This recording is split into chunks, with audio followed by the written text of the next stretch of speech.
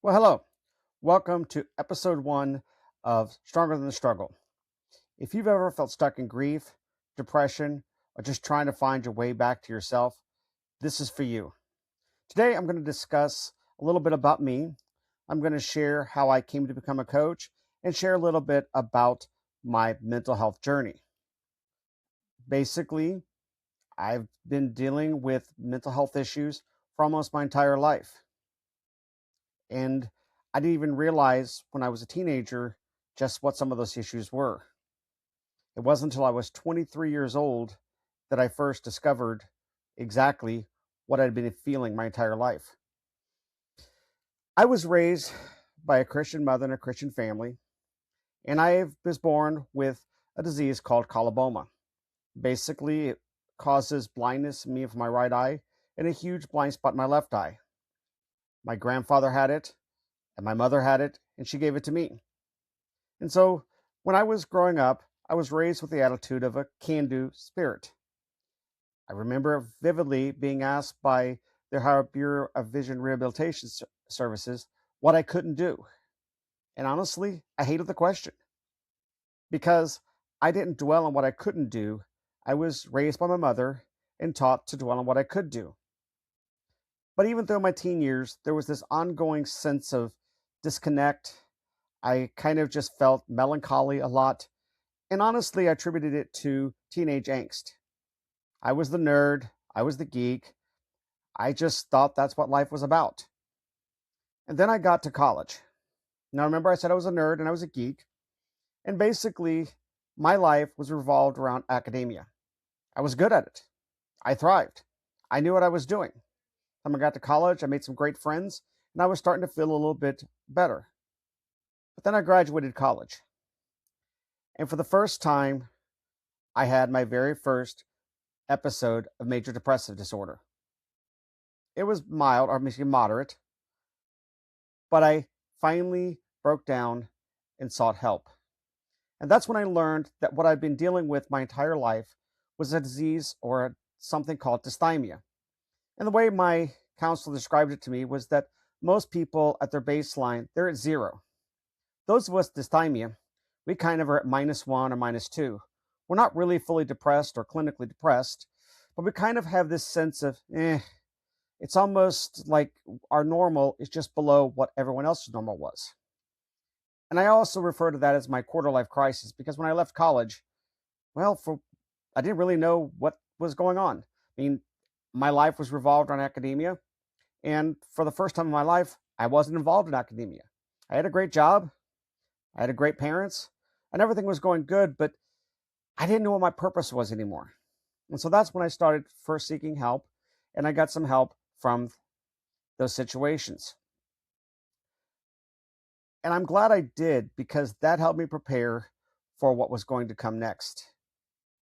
And like you, if you've had some of these struggles as well, I want you to know you're not alone.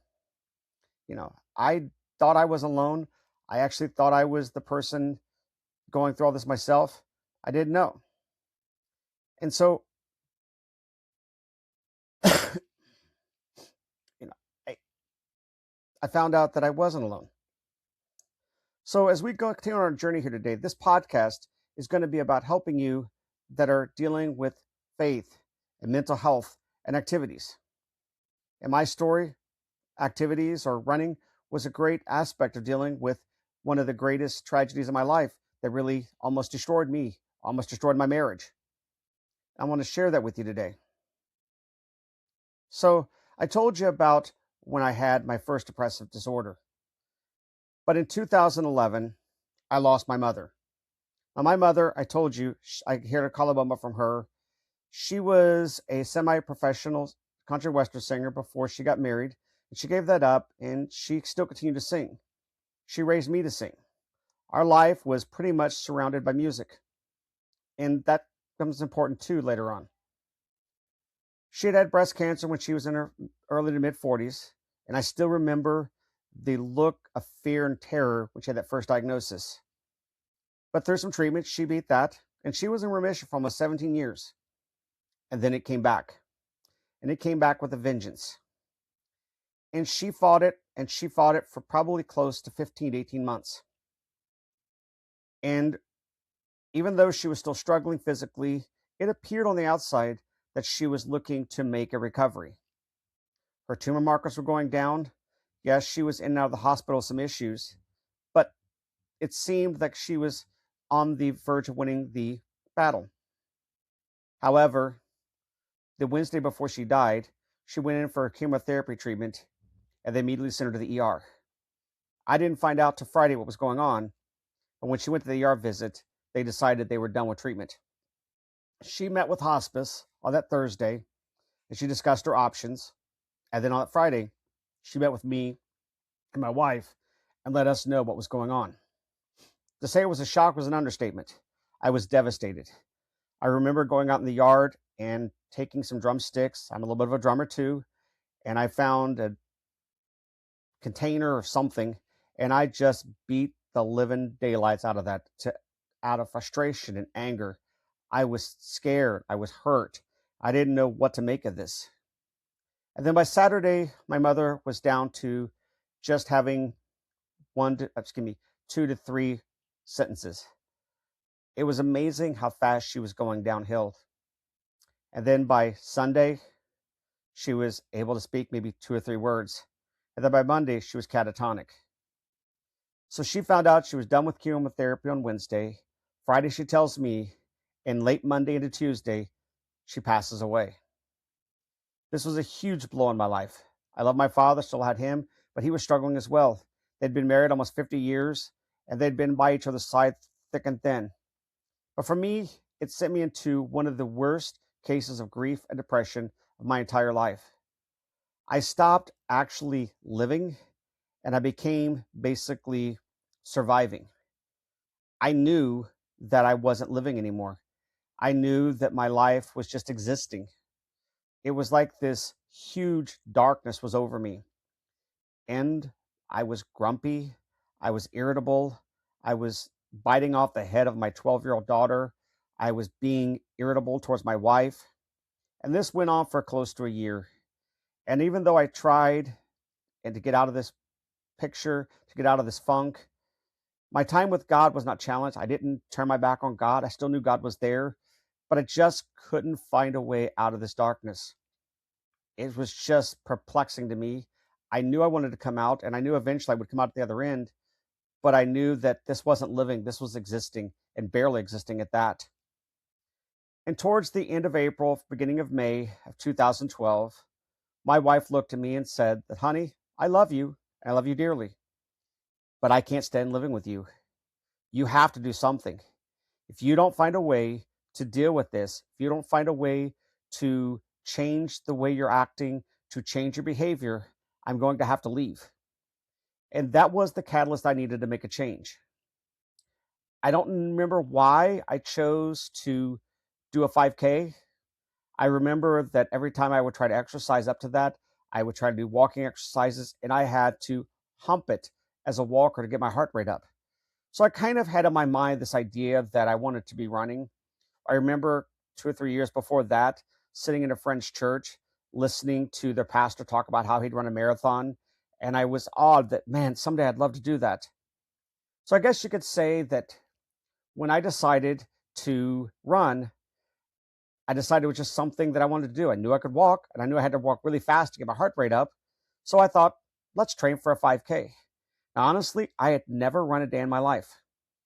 I just decided to do this on a whim. And honestly, it was supposed to be a one and done thing. The original plan was just to learn to train to do one 5K and be done with it.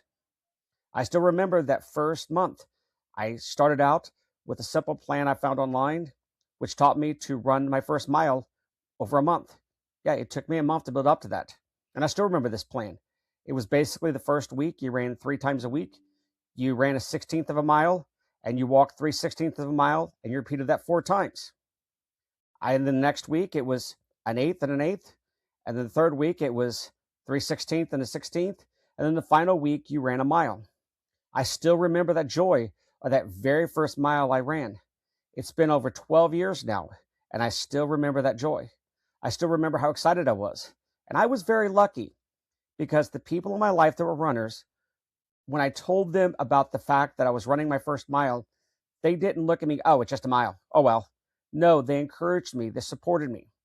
And in a lot of ways, that was my first hook to what the running community could bring to me. And then after that first 4 weeks to learn to run a mile, I decided I was going to run a 5K. And I found an 8-week plan online that taught me how to go from running a mile to running 3.1 miles. And I actually chose that first 5K based on, well, this is today, and 8 weeks from today, what races are in the community? And I found the race. And so I spent the next 8 weeks learning to run. And somewhere along the way, I made the decision to join the local running club. And there I found friends. I found a community that was supportive. And along the way, I found that being outside and being in nature and spending time with God in prayer changed my outlook. I didn't expect running to be the thing that would massively transform me. I just knew I needed to do something. And I figured if I at least was doing running or training for something, it would show my wife that I was serious about trying to transform. I didn't know what running was going to do for me. And you would think, as a trained clinical laboratory scientist, that I would have understood or knew the scientific nature behind what running does for you. You would think, as someone who studied biology, that I would knew that. But I didn't realize I hadn't seen those studies. It was only after I started running that I began finding out that scientific studies had proven that running and or walking, just physical activity in general, was such a major improvement to mental health. No, running or walking or physical activity isn't going to solve your mental health issues. It's not going to make everything go away and make everything better, but it's going to give you a pathway to find some light again. Sure, you might have to go get some medication for your depression. You might have to go get cognitive behavioral therapy for your treatments. But running is going to be a part of that. And it helped me transform. All of a sudden, my life became to be functioning again. Everything that I could see was bright again. And I'd found a purpose. Running races gave me a purpose to get out there. It gave me a purpose to keep going. And immediately after I finished that first 5K, I realized that running was something that I wanted to continue to do. And I was a little weird in the fact that I went from running a 5K in the fall of 2012 to fall of 2013, running a marathon. I didn't even run a half marathon in between. I just decided that, hey, I've run a 5K. If I got a year to go, I can train to run a marathon. And honestly, I did. I dedicated that first marathon to my mother. And it was so emotional because I had the opportunity to create a sign or create indication to have her dedicated on the pathway. And I remember crossing the dedication area and reading that, and I just began to have tears in my eyes. Because my mom had taught me to do what I couldn't do, to see things in the world, to find a way, and I was finding a way. I was doing something that people said was impossible. I was doing something that I thought was impossible. I was running a marathon. And then along the way, I've run many other marathons. I've run many other races, and I've found loads and loads of friends and community. And that's what helped me so much. It helped my mental health journey to be a part of the running community, being outside, seeing the activities, seeing the birds, seeing the sunrise, seeing all the different things that was out there, spending time in prayer. It transformed my mental health to a darkness, to all of a sudden I was seeing light again. And even though I was spending time in prayer, I was spending time with faith, honestly, when I first started this journey, I wasn't as vocal about my faith as I am now. Yes, it was a part of my life, but it was something that I had become almost ashamed of, the stigma. I remember that during my faith journey, I wasn't usually telling anyone that I was having mental health issues because I had just seen it multiple times with people in the faith community basically saying that if you were suffering from anxiety, if you were suffering from depression, that you weren't reading your Bible enough, that you weren't spending enough time in prayer, and that you weren't a good enough Christian. I'd even heard pastors speak that going to a counselor was not right, that you just should come and pray more. And I knew that was nonsense. And I'm here to tell you, if you've heard that, that is utter nonsense. Yes, prayer, yes, Bible reading should be a part of your faith journey. It should be a part of who you are as a faith-based runner. But if you would go to the doctor because you've got a cold, if you would go to the doctor because you have a headache, if you would go to the doctor because you have a broken bone, why would you not go to a doctor for your mental health issues? It is part of who you are. And so as a faith-based runner, I want to encourage you today to make that a part of you. You're not less of a Christian because you're seeking treatment. You're not less of a Christian because you're struggling. God is there walking beside you. And then the other thing I learned is that perfection isn't what gets you progress in this world. I learned that my greatest consistency was when I was consistent. I learned that by being consistent, I found the greatest progress. It wasn't always going to be perfect. Some days you might only have 15 minutes to go run. Some days things may not be going well and you need to take the day off. The best thing about running is that it can be done almost anywhere, but it's not something that has to be perfect. There is no such thing as a perfect runner. Yeah, if you're competing and you're a competitive runner, you might want that perfect form or that perfect everything. But for the general runner, the casual runner, the person who's just trying to make a better life for themselves, perfection is not where it's at. Consistency is where it's at. But above all else, I found a purpose. I found a passion in running. And so along the way, I discovered things like 80-20 endurance. And why I loved them is that their runs were based on time. So that way, if I was having a sluggish day, I could run a little slower, but I was still meeting the plan. I learned that time-based runs were so much more mentally agreeable than a mileage-based, because mileage-based, it can be almost dehumanizing. If you're prescribed a 9-mile run for someone who's running a 6-minute mile, they're not going to spend near as much time as someone who's out running a 12-minute mile or a 15-minute mile. But if you're looking at a time-based run, you're each going to still only be spending 20 minutes or 50 minutes or 40 minutes, whether you're running a 9-minute mile, a 6-minute mile, or a 15-minute mile, or even an 18-minute mile. The fact is, on time-based, you're still all completing the same workout. And so I found that so exhilarating. And then I found success in following that type of plan. And then along the way, I became an 80-20 endurance ambassador, and that opened doors for other things that I didn't even realize was happening. And then 80-20 endurance decided that they wanted to offer a coaching program. And I realized that I wanted to be a part of that coaching program because I wanted to be able to give back to the running community so much that they had given to me. My life had been transformed and things had just become so much greater because of running. I have friends now in my life who I would not have had before, a community that would not have been a part of me had I not been a part of this running journey. And so I realized that I wanted to get that coaching certification, and I did. And so I started and made RunRev Coaching as a way to give back to the running community. And when I first started this, I thought it was just going to be a coaching plan. It was just going to be something to help other runners. But then I discovered that there was more to it than that. I discovered that my journey, who I was who I wanted to help. I discovered the passion about breaking the stigma of mental health, that I wanted faith-based runners to understand that faith and mental health and physical activity are 3 tiers that go together.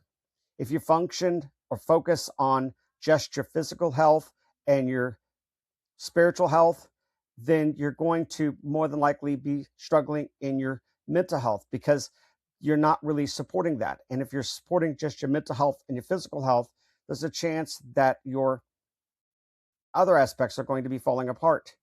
So if you're like me and you're someone that's struggling to make that all come together, and you're not quite sure how faith and mental health and physical activity go together, that's what this podcast is about. That's why this was created. And you're here and you're listening to this because you want to find out what this goes together. And so that's why I created this. That's why I created RunRev Coaching. That's what it transformed into. That's why I've basically made it very clear that I'm working with a faith-based mental health endurance runner, someone that's trying to find a way back from depression, someone that's trying to find a way back from grief, someone that's just looking to make themselves a better person, the overwhelmed beginner, the grieving runner, the person who keeps starting over. These are all the individuals that this podcast and this coaching system were designed to reach out to. Because a lot of times when you look at coaching philosophies, they're looking at the runner as a perfect situation.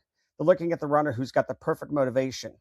And as you know, if you're struggling with mental health issues, sometimes you want to, but you just don't have that motivation. And so that's what this podcast is going to focus on. It's going to focus on people like me, people like you that want to do something, but they don't quite always feel like getting out there. They have the days where just lacing up the shoes and getting the clothes on and getting out the door is basically 90% of the battle. And so we're going to explore more and more about how that all fits together, how faith and mental health work together, how mental health and activity work together. We're going to look at tips and tricks and ideas that help you to become a better runner, to help you get out that door, and to help you achieve your goals. No hustle culture and a grace-filled environment. So as we look forward to the next edition, we're going to break down exactly how I coach and why most running plans don't work for people going through real life. You know, we've discussed the fact today of what I went through, and I want to help you find the joy and the passion that I did, and that's what this is about. So if you think this is something you'd enjoy and you'd like to hear more about this, follow along and subscribe to the podcast. And if you'd like to know more about me and more about the plans, you can always reach me at runrevcoaching.com. Until next time, keep going forward and give yourself grace and understand that struggle is not a failure, that you are stronger than the struggle.